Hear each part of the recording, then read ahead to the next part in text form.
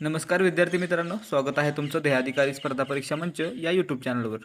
या चॅनलवर 2023मध्ये होणाऱ्या संयुक्त गट ब आणि गट क साठी एक चालू घडामोडींची महासिरीज चालू आहे, ज्यामध्ये आपण स्लाईडमध्ये दिलेल्या वेळापत्रकाप्रमाणे व्हिडिओ अपलोड करत असतो.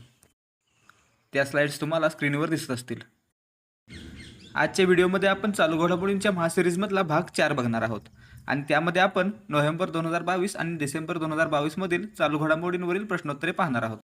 त्याआधी एक विनंती आहे की व्हिडिओ पूर्ण पहा आणि आवडल्यास आपल्या मित्रमैत्रिणींसोबत शेअर करा. या सिरीजमधील प्रश्न संयुक्त गट ब आणि गट क पूर्व परीक्षेसाठी बनवले असले तरी इतर सर्व परीक्षांसाठी ते उपयोगी आहेत. आणि या परीक्षेनंतर त्यापुढेही असेच प्रश्नोत्तरांचे व्हिडिओ या चॅनलवर येत राहतील. म्हणून ध्येयाधिकारी स्पर्धा परीक्षा मंच या आमच्या यूट्यूब चॅनलला सबस्क्राईब करा. आता सुरुवात करूयात. प्रश्न क्रमांक 1. सर्वोच्च न्यायालयाने टू फिंगर टेस्टवर बंदी घातली आहे. हा निर्णय देणाऱ्या खंडपीठात पुढीलपैकी कोणत्या व्यक्तींचा समावेश होतो? मित्रांनो, याचं उत्तर आहे पर्याय क्रमांक 4, 1 आणि 2 दोन्ही. म्हणजेच DY चंद्रचूड आणि हिमा कोहली या दोघांचा समावेश या खंडपीठात होतो. सर्वोच्च न्यायालयाने टू फिंगर टेस्टवर बंदी घातली आहे. सुप्रीम कोर्टाने 31 ऑक्टोबर रोजी बलात्कार प्रकरणांमध्ये टू फिंगर टेस्टवर बंदी घालण्याचा पुनरुच्चार केला आणि चेतावणी दिली की अशा चाचण्या वापरणाऱ्या व्यक्तींना गैरवर्तनासाठी दोषी मानले जाईल. ही चाचणी पितृसत्ताक मानसिकतेवर आधारित असल्याचे निरीक्षण करून लैंगिकदृष्ट्या सक्रिय महिलांवर बलात्कार होऊ शकत नाही असे गृहीत धरून न्यायमूर्ती DY चंद्रचूड आणि हिमा कोहली यांच्या खंडपीठाने आजही अशा प्रकारची तपासणी पद्धत वापरली जात असल्याबद्दल खेद व्यक्त केला आहे. प्रश्न क्रमांक 2. होलोंगी ग्रीनफील्ड विमानतळाला डोनी पोलो विमानतळ असे म्हटले जाणार आहे. हे खालीलपैकी कोणत्या राज्यात आहे? मित्रांनो, याचं बरोबर उत्तर आहे पर्याय क्रमांक 3, अरुणाचल प्रदेश. केंद्रीय मंत्रिमंडळाने अरुणाचल प्रदेश राज्याची राजधानी असलेल्या होलोंगी इटानगर येथील नवीन ग्रीनफील्ड विमानतळाचे डोनी पोलो विमानतळ इटानगर असे नामकरण करण्यास मान्यता दिली आहे. जानेवारी 2019मध्ये भारत सरकारने होलोंगी ग्रीनफील्ड विमानतळाच्या बांधकामासाठी तत्वतः मान्यता दिली होती.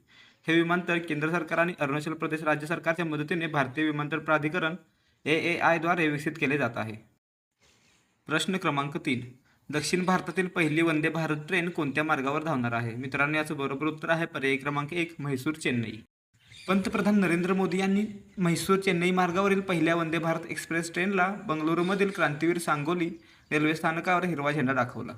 पंतप्रधान नरेंद्र मोदी यांनी भारत गौरव काशी दर्शन ट्रेनला हिरवा झेंडा दाखवला, जो कर्नाटकच्या मुर्झाई विभागाकडून रेल्वेच्या भारत गौरव ट्रेन धोरणांतर्गत चालवला जातो. मुख्य मुद्दे: दक्षिणेतील भारतातील 5वी वंदे भारत एक्सप्रेस ट्रेन ही पहिली सेमी हायस्पीड ट्रेन आहे. वंदे भारत एक्सप्रेस ट्रेन वेग आणि इतर आधुनिक तांत्रिक सुविधांच्या बाबतीत अद्वितीय आहे, ज्यामुळे प्रवाशांना एक नवीन अनुभव देऊन प्रवासाचा वेळ कमी होण्यास मदत होईल. वंदे भारत एक्सप्रेस ट्रेन ही भारतीय रेल्वेने स्वदेशी विकसित केलेल्या ट्रेनची प्रगत आवृत्ती असल्याचे मानले जाते. PM मोदी शहराचे संस्थापक नाथ प्रभू केम्पेगौडा यांच्या 108व्या फिरच्या कांस्य पुतळ्याचे अनावरण करतील, ज्याला समृद्धीचा पुतळा असेही म्हणतात. प्रश्न क्रमांक 4.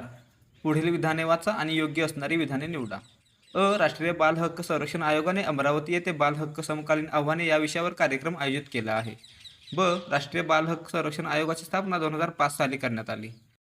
मित्रांनो, पहिली गोष्ट, हा कार्यक्रम हैदराबाद येथे झाला होता आणि राष्ट्रीय बाल हक्क संरक्षण आयोगाची स्थापना 2007 साली करण्यात आली होती. म्हणून या प्रश्नाचं उत्तर असेल पर्याय क्रमांक 2, आणि दोन्ही नाही. बाल हक्क साक्षरता पसरवण्यासाठी राष्ट्रीय बाल हक्क संरक्षण आयोगाने हैदराबाद येथे बाल हक्क तेलंगणातील समकालीन आव्हाने या विषयावर एक दिवसीय ओरिएंटेशन कम सेन्सिटायझेशन कार्यक्रम आयोजित केला होता. राष्ट्रीय बाल हक्क संरक्षण आयोग NCPCR बद्दल. NCPCR ही बाल हक्क संरक्षण आयोग कायदा 2005 अंतर्गत मार्च 2007 मध्ये स्थापन केलेली एक वैधानिक संस्था आहे. महिला आणि बाल विकास मंत्रालयाच्या प्रशासकीय नियंत्रणाखाली ही काम करते. सर्व कायदे, धोरणे, कार्यक्रम आणि प्रशासकीय यंत्रणा हे भारतीय राज्यघटनेत आणि UN convention on the child मध्ये नमूद केलेल्या बाल हक्कांच्या दृष्टिकोनाशी सुसंगत आहेत, याची खात्री करणे हा आयोगाचा आदेश आहे. हे शिक्षण हक्क कायदा 2009 अंतर्गत बालकांच्या मोफत आणि सक्तीच्या शिक्षणाच्या अधिकाराशी संबंधित तक्रारींची चौकशी करते. हे लैंगिक गुन्ह्यांपासून मुलांचे संरक्षण पॉस्को कायदा 2012च्या अंमलबजावणीवर लक्ष ठेवते. प्रश्न क्रमांक 5. भारत आपले पहिले hydrogen fuel cell catamaran vessel कोणत्या संस्थेकडून बनवण्यात येणार आहे? 1. Kochi shipyard, 2. Mazagon dock, 3. Bristol boats, 4. Goa shipyard limited.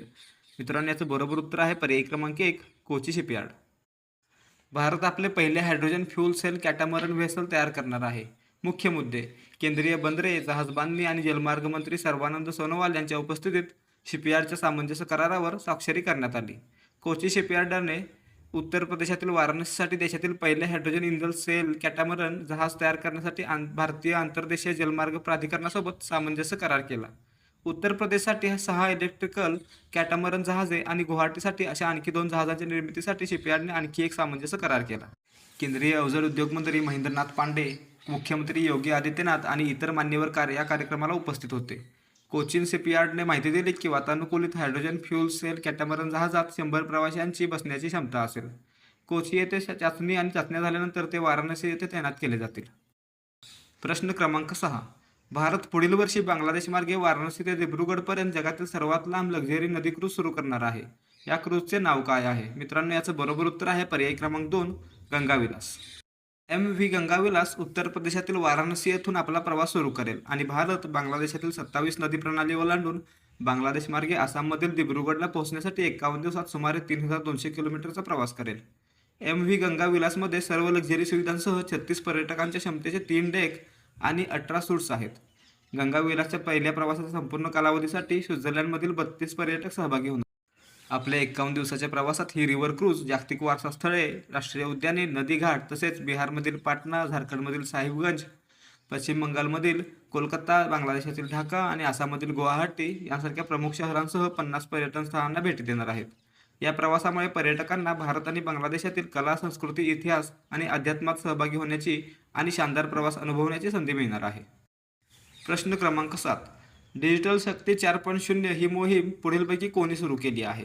मित्रांनो, याचं बरोबर उत्तर आहे पर्याय क्रमांक 3, राष्ट्रीय महिला आयोग.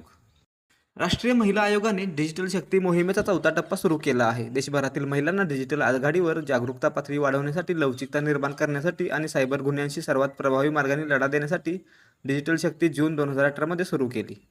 डिजिटल शक्ती 4.0 महिलांना डिजिटली कुशल बनवण्यावर आणि ऑनलाईन कोणत्याही बेकायदेशीर किंवा अयोग्य क्रियाकलापांविरुद्ध उभे राहण्यासाठी जागरूक बनवण्यावर केंद्रित आहे. प्रश्न क्रमांक 8. केंद्रीय शिक्षण मंत्रालयाने जाहीर केलेल्या कार्यमान प्रतवारी निर्देशांक 2020-21 मध्ये पुढीलपैकी कोणत्या राज्याने देशात प्रथम क्रमांक मिळवला आहे? मित्रांनो, वरील सर्व राज्यांनी संयुक्तपणे पहिला क्रमांक मिळवलेला आहे, म्हणून आपलं उत्तर असेल पर्याय क्रमांक 4, वरील सर्व. केंद्रीय शिक्षण मंत्रालयाच्या कार्यमान प्रतवारी निर्देशांकात परफॉर्मन्स ग्रेडिंग इंडेक्स PGI 2020-21 मध्ये एकूण 1000 गुणांकनापैकी 928 गुण मिळवून महाराष्ट्राने देशात प्रथम क्रमांक पटकावला आहे. 2019च्या तुलनेत 2020-21 मध्ये 59 गुणांची वाढ झाली असून भौतिक संसाधने व सुविधा व शासकीय प्रक्रिया 2 क्षेत्रांमध्ये सर्वाधिक वाढ झाली आहे. पंजाब आणि केरळ राज्यांनी देखील 928 गुणांकन प्राप्त करून महाराष्ट्रासह संयुक्त प्रथम स्थान पटकावले आहे. प्रश्न क्रमांक 9. महाराष्ट्र सरकारने स्वातंत्र्य सैनिकांचे निवृत्तीवेतन दरमहा 10,000 वाढवून किती करण्याचा निर्णय घेतला आहे? मित्रांनो, याचं बरोबर उत्तर आहे पर्याय क्रमांक 3, 20,000 रुपये. महाराष्ट्र सरकारने स्वातंत्र्य सैनिकांचे निवृत्तीवेतन दरमहा 10,000 रुपयांवरून 20,000 रुपये करण्याचा निर्णय घेतला आहे. त्यानुसार भारताचा स्वातंत्र्य लढा, मराठवाडा मुक्तीसंग्राम आणि गोवा मुक्ती चळवळीशी संबंधित स्वातंत्र्य सैनिकांना या निर्णयाचा फायदा होणार आहे. भारताच्या स्वातंत्र्य लढ्यात 1947, मराठवाडा मुक्तीसंग्राम 1948 आणि गोवा मुक्ती चळवळ 1961 मध्ये भाग घेतलेल्या महाराष्ट्रातील सुमारे 6,229 हयात देशभक्तांना याचा फायदा होईल. ही पेन्शन योजना 1965 मध्ये सुरू झाली होती आणि आता या नवीन रकमेमुळे राज्याच्या तिजोरीवर 74.75 कोटी रुपयांचा अतिरिक्त वार्षिक भार पडणार आहे. प्रश्न क्रमांक 10. महाराष्ट्र सरकारने पुढीलपैकी कोणत्या क्षेत्रासाठी स्मार्ट प्रकल्प सुरू केला आहे? विद्यार्थी मित्रांनो, या प्रश्नाचं बरोबर उत्तर आहे पर्याय क्रमांक 1, कृषी. कृषी क्षेत्रासाठी महाराष्ट्रात स्मार्ट प्रकल्प सुरू करण्यात आला आहे. स्मार्ट प्रकल्प हा राज्यातील कृषी क्षेत्रासाठी गेम चेंजर असणार आहे. या प्रकल्पादरम्यान विकसित होणाऱ्या लिंकेजेसमुळे शेती आणि शेतकरी अधिक समृद्ध होणार आहेत. राज्यातील कृषी क्षेत्र वातावरणीय बदलांना अनुकूल करण्याचे प्रयत्न करण्यात येत असल्याचे उपमुख्यमंत्री देवेंद्र फडणवीस यांनी सांगितले.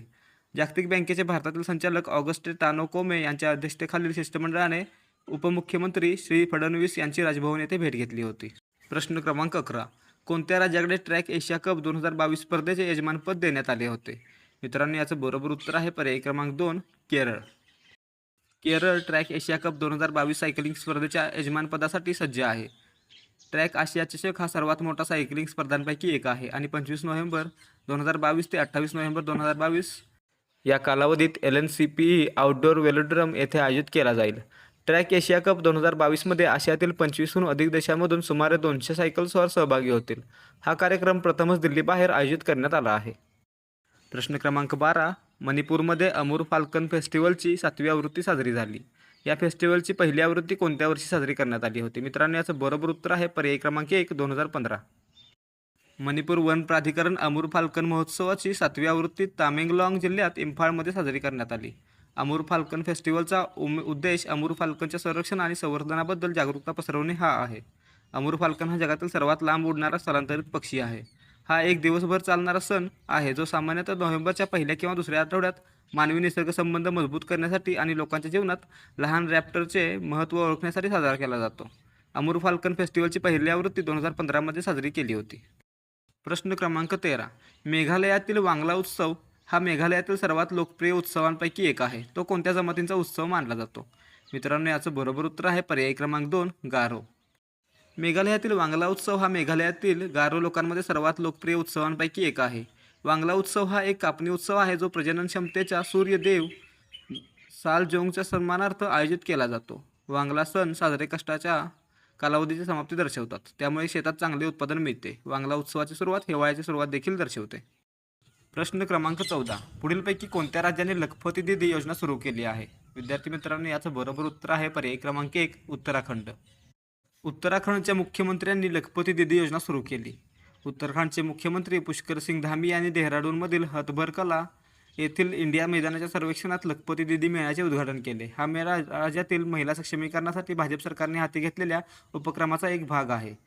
उत्तराखंड सरकारच्या ग्रामीण विकास विभागाने 2025 पर्यंत 1.25 लाख महिलांना बचत गटांमधून लखपती बनवण्याची तयारी केली आहे.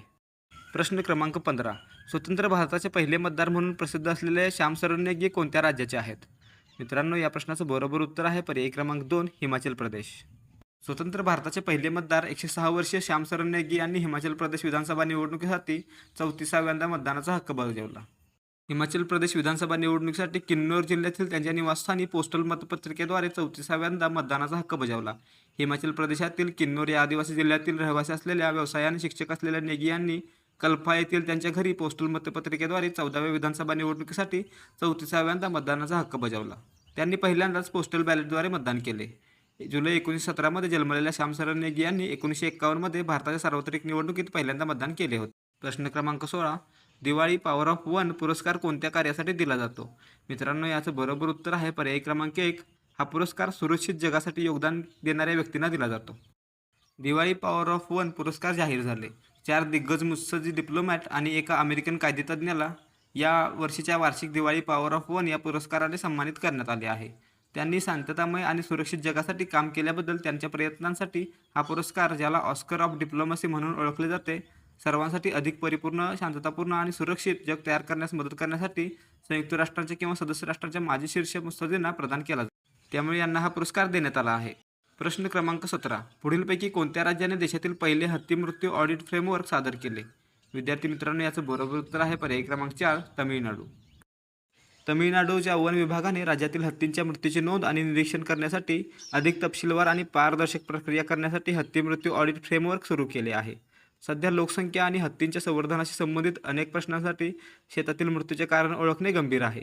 हे फ्रेमवर्क पारदर्शकता सुधारेल, परिणामांचे मूल्यांकन करण्यात सर्व भागधारकांना मदत करेल आणि शेवटी मानकीकरण आणि मृत्यूच्या कारणांची अधिक विश्वासार्ह तुलना सुलभ करेल. प्रश्न क्रमांक 18. त्रिपुराचे मुख्यमंत्री डॉक्टर माणिक सहा यांनी अमर सरकार पोर्टल लॉन्च केले. हे पुढीलपैकी कशाशी संबंधित आहे? मित्रांनो, याचं बरोबर उत्तर आहे पर्याय क्रमांक 2, तक्रार नोंदणी. त्रिपुराचे मुख्यमंत्री डॉक्टर माणिक सहा यांचे सरकार सर्व केंद्र आणि राज्य प्रायोजित योजना घरोघरी पोहोचण्यासाठी खात्री करण्यासाठी काम करत आहेत आणि लोक आणि सरकार यांच्यातील पूल म्हणून काम करण्यासाठी अमर सरकार हे पोर्टल सुरू केले आहे.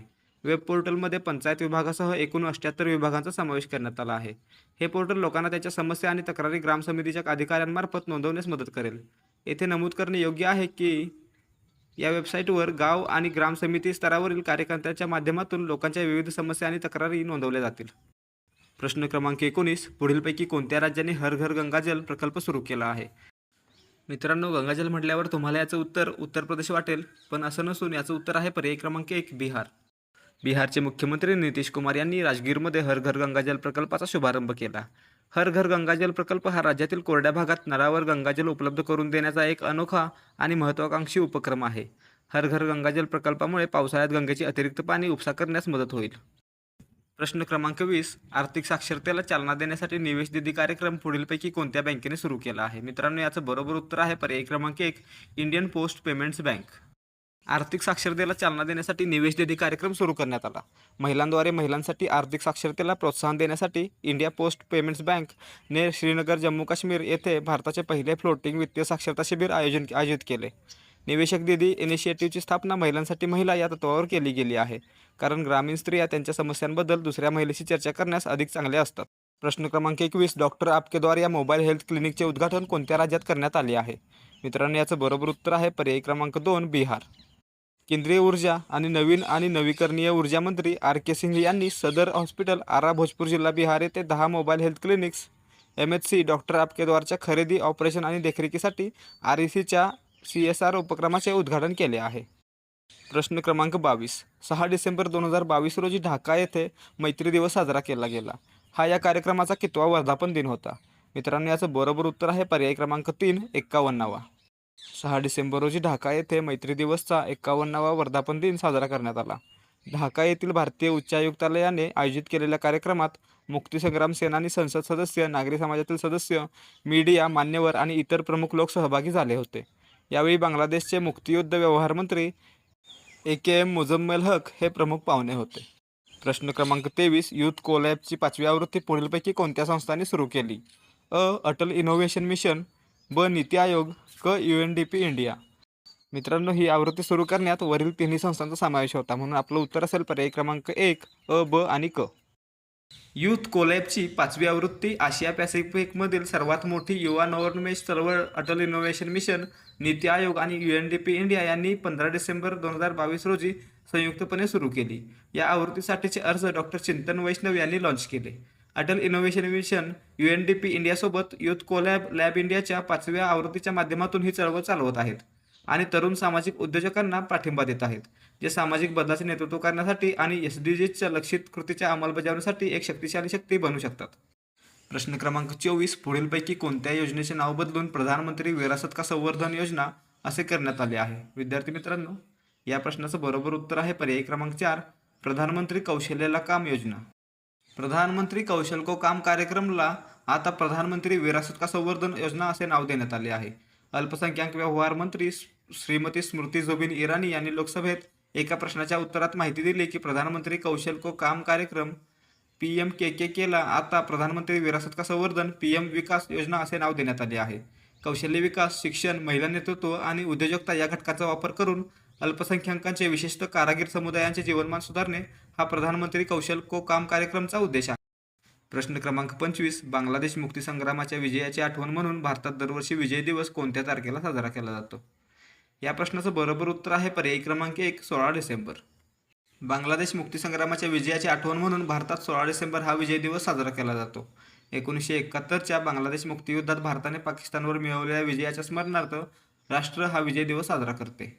या दिवशी युद्धासाठी बलिदान दिलेल्या वीरांचे स्मरण करून त्यांना आदरांजली वाहिली जाते. 16 डिसेंबर 1971 रोजी पाकिस्तानी सैन्याचे प्रमुख जनरल अमीर अब्दुल्ला खान नियाझी यांनी 93,000 सैन्यासह लेफ्टनंट जनरल जगजीत सिंग अरोरा यांच्या नेतृत्वाखालील मित्र दलांना ढाका येथे त्यांच्या पराभवानंतर बिनशर्त आत्मसमर्पण केले होते. प्रश्न क्रमांक 26. भारतीय रेल्वेने काश्मीरमध्ये देशातील सर्वात लांब एस्केप बोगद्याचे बांधकाम पूर्ण केले आहे. या बोगद्याची लांबी किती आहे? या प्रश्नाचं बरोबर उत्तर आहे पर्याय क्रमांक 3. या एस्केप बोगद्याची लांबी 12.89 किलोमीटर इतकी आहे. भारतातील सर्वात लांब एस्केप बोगदा जो 12.89 किलोमीटर लांबीचा आहे, जो जम्मू आणि काश्मीरमधील बनिहाल कटरा रेल्वे मार्गावर 111 किलोमीटर लांबीच्या बांधकामाधीन आहे आणि भारतीय रेल्वेने तो पूर्ण केला आहे. सर्वात लांब बोगदा उधमपूर, श्रीनगर, बारामुल्ला रेल्वे लाईन प्रकल्पाचा भाग आहे. भारतीय रेल्वेचा सर्वात लांब बोगदा T14 या 12.75 KB बोगद्यानंतर बनिहाल कटरा मार्गावरील हा चौथा बोगदा आहे, जो यावर्षी जानेवारीमध्ये पूर्ण झाला. प्रश्न क्रमांक 27. डिसेंबर 2022 मध्ये राज्यपालांच्या हस्ते 7वे CII कोल्ड चेन पुरस्कार प्रदान करण्यात आले. यामध्ये कोणत्या संस्थेला हा पुरस्कार देण्यात आला नाही? 1. राष्ट्रीय केळी संशोधन केंद्र, 2. Anand dairy, 3. Avanti frozen food private limited. मित्रांनो, वर दिलेल्या तिन्ही कंपन्यांना हा पुरस्कार देण्यात आलेला आहे, म्हणून आपलं उत्तर असेल पर्याय क्रमांक 4, यापैकी नाही. राज्यपालांच्या हस्ते 7वे CII कोल्ड चेन पुरस्कार प्रदान करण्यात आले. दुग्धजन्य पदार्थ, केळी तसेच इतर नाशवंत पदार्थांची शेती यंत्राद्वारे साठवणूक तसेच वाहतूक करणाऱ्या सर्वोत्तम उद्योग संस्थांपैकी निवडक संस्थांना राज्यपाल भगतसिंग कोश्यारी यांच्या हस्ते 7वे CII कोल्ड चेन पुरस्कार मुंबई येथे समारंभपूर्वक प्रदान करण्यात आले. कोल्ड चेन व्यवस्थापन क्षेत्रातील अग्रगण्य आणि उत्कृष्ट योगदानासाठी वैयक्तिक किंवा संस्थांना कोल्ड चेन पुरस्कार दिले जातात. यावेळी राष्ट्रीय केळी संशोधन केंद्र, Rinac India limited, green valley Agrofresh, Coldman logistic private limited, Anand dairy, Banaskantha dairy, Avanti frozen food private limited, Gubba cold storage private limited, Celsius logistic solutions private limited आणि ओटीपाई इंटरनेट प्रायव्हेट लिमिटेड या संस्थांना कोल्ड चेन पुरस्कार प्रदान करण्यात आला आहे. प्रश्न क्रमांक 28. जगातील सर्वाधिक लांबीचा डबल डेकर व्हायाडक्ट मेट्रो बांधून भारतातील कोणत्या मेट्रोने गिनीज बुक ऑफ वर्ल्ड रेकॉर्डमध्ये नाव नोंदवले आहे? मित्रांनो, याचं बरोबर उत्तर आहे पर्याय क्रमांक 4, नागपूर मेट्रो. नागपूर मेट्रोने 3140 मीटर लांबीची सर्वात लांब डबल डेकर व्हायाडक्ट मेट्रो बांधून गिनीज वर्ल्ड रेकॉर्ड यशस्वीरित्या स्थापित केला आहे आणि हे नागपूरच्या वर्धा रोडने साध्य केले आहे. वर्धा रोडवरील 3.14 किलोमीटर लांबीच्या दुहेरी मार्गावर छत्रपती नगर, जयप्रकाश नगर आणि उज्ज्वल नगर अशी 3 मेट्रो स्थानके आहेत. प्रश्न क्रमांक 29. दिव्यांगांसाठी स्वतंत्र विभाग स्थापन करणारे पहिले राज्य खालीलपैकी कोणते? या प्रश्नाचं बरोबर उत्तर आहे पर्याय क्रमांक 1, महाराष्ट्र. महाराष्ट्राचे मुख्यमंत्री एकनाथ शिंदे यांनी 1143 कोटी रुपयाच्या निधीच्या वाटपासह विविध दिव्यांग व्यक्तींच्या कल्याणासाठी राज्य स्वतंत्र दिव्यांग विभाग स्थापन करणार असल्याची घोषणा केली. मुंबई आंतरराष्ट्रीय दिव्यांग दिनानिमित्त आयोजित कार्यक्रमात ते बोलत होते. शिंदे म्हणाले, शासनाने नवीन विभागासाठी 2063 पदे निर्माण केली आहेत. असा विभाग असणारे महाराष्ट्र हे पहिले राज्य असेल. प्रश्न क्रमांक 30. डॉक्टर बिरेंद्र सराफ यांची महाराष्ट्राचे नवे महाधिवक्ता म्हणून नियुक्ती करण्यात आली आहे. त्यांनी कोणाची जागा घेतली? मित्रांनो, याचं बरोबर उत्तर आहे पर्याय क्रमांक 2, आशुतोष कुंभकोणी. महाराष्ट्र राज्याचे नवे महाधिवक्ता म्हणून ज्येष्ठ वकील डॉक्टर बिरेंद्र सराफ यांची नियुक्ती करण्यात आली आहे. तत्पूर्वी मुख्यमंत्री एकनाथ शिंदे यांच्या नेतृत्वाखालील महाराष्ट्र मंत्रिमंडळाने विद्यमान AG आशुतोष कुंभकोणी यांचा राजीनामा स्वीकारला आहे. सराफ गेल्या 25 वर्षांपासून मुंबई उच्च न्यायालयात प्रॅक्टिस करत आहेत. मुंबईच्या शासकीय विधी महाविद्यालयातून त्यांनी पदवी प्राप्त केली आणि पदवीच्या 3ही वर्षात मुंबई विद्यापीठात ते टॉपर होते. कनिष्ठ वकील म्हणून त्यांनी विद्यमान सरन्यायाधीश DY चंद्रचूड यांच्या चेंबरमध्ये काम केले, तर सराफ यांची 2020 मध्ये ज्येष्ठ वकील म्हणून नियुक्ती करण्यात आली होती. त्यांनी 6 वर्षे बॉम्बे बार असोसिएशनचे सचिव म्हणून काम केले आणि सध्या ते उपाध्यक्ष आहेत. प्रश्न क्रमांक 31. लोकायुक्त विधेयक मंजूर करणारे देशातील पहिले राज्य कोणते? मित्रांनो, याचंही बरोबर उत्तर आहे पर्याय क्रमांक 1, महाराष्ट्र. महाराष्ट्र विधानसभेने लोकायुक्त विधेयक 2022 मंजूर केले आहे, जे मुख्यमंत्री आणि मंत्रिपरिषदेला भ्रष्टाचार विरोधी लोकपालच्या कक्षेत आणते. शिक्षक प्रवेश परीक्षेतील कथित घोटाळ्यावरून विरोधकांनी सभात्याग केल्याने हे विधेयक चर्चेविना मंजूर करण्यात आले. उपमुख्यमंत्री देवेंद्र फडणवीस यांनी हे विधेयक ऐतिहासिक विधेयक असल्याचे म्हटले आहे. मुख्यमंत्री आणि मंत्रिमंडळाला भ्रष्टाचार विरोधी लोकपालाच्या कक्षेत आणण्याची तरतूद असलेले विधेयक कॅबिनेट मंत्री दीपक केसरकर यांनी मांडले. या विधेयकानुसार लोकायुक्तांना मुख्यमंत्र्यांविरुद्ध कोणतीही चौकशी सुरू करण्यापूर्वी आणि सभागृहाच्या अधिवेशनापूर्वी प्रस्ताव आणण्यापूर्वी विधानसभेची मंजुरी घ्यावी लागेल. विधेयकातील तरतुदीनुसार अशा प्रस्तावाला महाराष्ट्र विधानसभेच्या एकूण सदस्यांपैकी किमान 2/3 सदस्यांची मंजुरी आवश्यक असेल. प्रश्न क्रमांक 32. पुढीलपैकी कोणत्या राज्यात 23वा हॉर्नबिल महोत्सव साजरा करण्यात आला? या प्रश्नाचं बरोबर उत्तर आहे पर्याय क्रमांक 4, नागालँड. 23वा हॉर्नबिल फेस्टिवल 2022 नागालँडमधील नागा हेरिटेज व्हिलेज किसामा येथे सुरू झाला. नागालँडचे प्रसिद्ध हॉर्नबिल फेस्टिवल 1 डिसेंबर ते 10 डिसेंबर 2022 या कालावधीत झाला. उपाध्यक्ष जगदीप धनकर हे प्रमुख पाहुणे म्हणून महोत्सवाच्या उद्घाटन समारंभाला उपस्थित होते. नागालँडच्या हॉर्नबिल महोत्सवाला आता 20 वर्षांहून अधिक काळ लोटला आहे. 10 दिवसांच्या उत्सवात पर्यटकांना सर्व नागा जमाती, त्यांची संस्कृती आणि वेगळेपण एकाच ठिकाणी पाहण्याची संधी मिळते. नागालँडचा हॉर्नबिल फेस्टिवल ऑफ फेस्टिवल्स म्हणूनही ओळखला जातो आणि नागालँडच्या समृद्धी संस्कृतीला प्रदर्शित करतो. हे नागालँड सरकारद्वारे आयोजित केले जाते. प्रश्न क्रमांक 33. गोव्यातील मोपा आंतरराष्ट्रीय विमानतळाला माजी मुख्यमंत्री टिंबटिंब यांचे नाव देण्यात आले आहे. मित्रांनो, बऱ्यापैकी लोकांना या प्रश्नाचं उत्तर मनोहर पर्रीकर वाटेल आणि तेच उत्तर आहे पर्याय क्रमांक 1, मनोहर पर्रीकर. माजी मुख्यमंत्री मनोहर पर्रीकर यांचे नाव देण्यात आलेल्या गोव्यातील मोपा आंतरराष्ट्रीय विमानतळाचे प्रधानमंत्री नरेंद्र मोदी यांच्या हस्ते उद्घाटन करण्यात आले. राजधानी पणजीपासून सुमारे 35 किलोमीटर अंतरावर असलेले नवीन विमानतळ दरवर्षी 44 लाख प्रवाशांना हाताळू शकते. भविष्यात विस्तार योजनांनंतर त्याची क्षमता प्रतिवर्षी 3 कोटीहून अधिक प्रवासी वाढवता येईल. नवीन विमानतळ एअरबस A380 सारखी मोठी विमाने हाताळण्यास सक्षम आहे. विमानाच्या जलद हालचालीसाठी वेगवान निर्गमन टॅक्सीवे आणि 6 क्रॉस टॅक्सीवे देखील आहेत. उत्तर गोव्यातील मोपा गावाजवळ असलेले मनोहर आंतरराष्ट्रीय विमानतळ 2,870 कोटी रुपये खर्च करून बांधले गेले आहे. प्रश्न क्रमांक 34. फ्रेंड्स ऑफ लायब्ररी कार्यक्रम पुढीलपैकी कोणत्या राज्याने सुरू केला आहे? विद्यार्थी मित्रांनो, याचं बरोबर उत्तर आहे पर्याय क्रमांक 3, तामिळनाडू. तामिळनाडू सरकारने फ्रेंड्स ऑफ लायब्ररी हा कार्यक्रम, ज्या अंतर्गत राज्य संचलित ग्रंथालयांमध्ये प्रवेश करू शकत नसलेल्यांना थेट पुस्तके दिली जातील. लायब्ररीला भेट देऊ न शकणाऱ्या अपंग, ज्येष्ठ, लहान मुले आणि हॉस्पिटलमधील रुग्णांसाठी हा प्रकल्प उपयुक्त ठरेल. अशा लोकांना ग्रंथालयातून स्वयंसेवक पुस्तके सुपूर्द करतील. प्रश्न क्रमांक 35. ओडिशातील टिंबटिंब येथे डिसेंबर 2022 मध्ये सर्वात मोठा open air theatre festival Dhanuyatra महोत्सव सुरू झाला. या प्रश्नाचं बरोबर उत्तर आहे पर्याय क्रमांक 2, बरगड. ओडिशातील बरगड येथे 2 वर्षांनंतर सर्वात मोठा open air theatre festival Dhanuyatra महोत्सव सुरू झाला. दोलायमान धनुयात्रा ओडिशाच्या संस्कृतीशी निगडीत आहे. हा महोत्सव 27 डिसेंबर ते 6 जानेवारी 2023 या कालावधीत आयोजित करण्यात आला आहे. महोत्सवादरम्यान देशभरातील 130 सांस्कृतिक मंडळांमधील अनेक कलाकार आणि कार्यक्रम सादर करणार आहेत. देशभरातील 130 सांस्कृतिक मंडळांचे सुमारे 3000 कलाकार महोत्सवात सहभागी होत आहेत. तथापि कंस हे धनुयात्रेचे मध्यवर्ती आकर्षण आहे. प्रश्न क्रमांक 36. श्रीलंकेला त्याच्या डेअरी उद्योग आणि दूध उत्पादन वाढवण्यासाठी तांत्रिक सहाय्य देण्यासाठी भारतातील कोणत्या संस्था पुढाकार घेत आहेत? 1. National dairy development board, 2. Gujarat cooperative milk marketing federation, 3. NITI Aayog, 4. 1 आणि 2. मित्रांनो, याचं बरोबर उत्तर आहे पर्याय क्रमांक 4, 1 आणि 2, म्हणजेच नॅशनल डेअरी डेव्हलपमेंट बोर्ड आणि Gujarat cooperative milk marketing federation.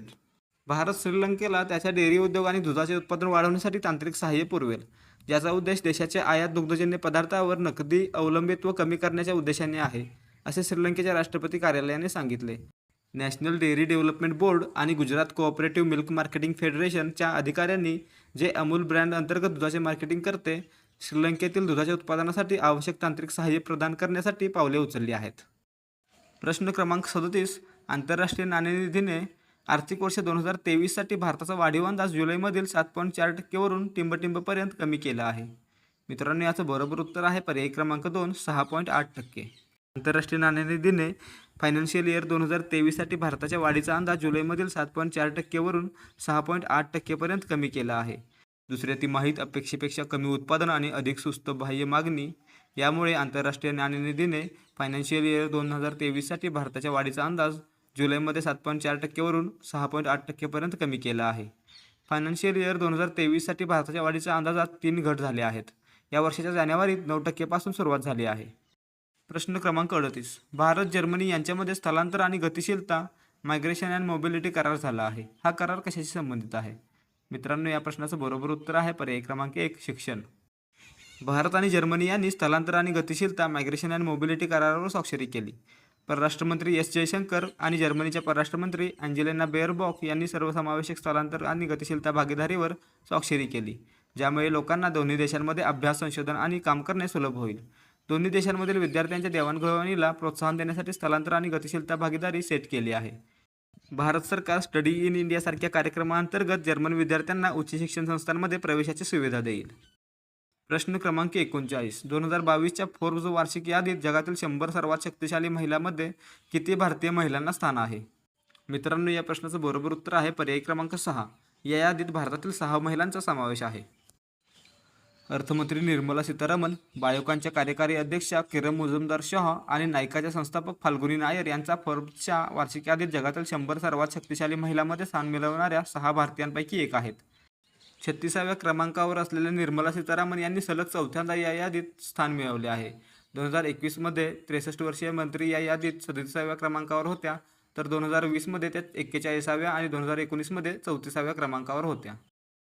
या यादीत समाविष्ट असलेले इतर भारतीय: HCL tech chairperson Roshni Nadar Malhotra, rank 53; securities and exchange board of India सेबीच्या अध्यक्षा Madhuri Puri Buch, rank 54; steel authority of इंडियाच्या अध्यक्षा सोमा मंडल, रँक 67. प्रश्न क्रमांक 40. भारतात चुकीची माहिती विरोधी प्रकल्प सुरू करणारी जिगसॉ ही कोणत्या कंपनीची उपकंपनी आहे?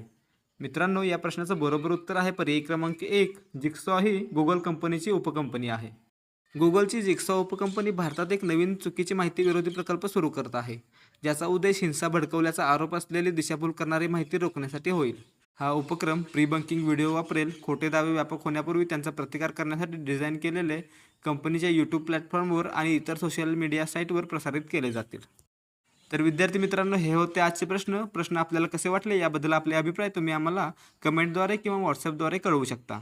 तसेच व्हिडिओ आवडला असेल तर व्हिडिओला लाईक करा आणि 2023मध्ये तसेच त्यापुढे होणाऱ्या सर्व स्पर्धा परीक्षांसाठी महत्त्वाचे प्रश्नोत्तरांचे व्हिडिओ पाहण्यासाठी देहाधिकारी स्पर्धा परीक्षा मंच या आमच्या यूट्यूब चॅनलला सबस्क्राईब करा आणि चॅनलवरचे अपडेट्स वेळेवर मिळवण्यासाठी बेल आयकॉनवर क्लिक करायला विसरू नका.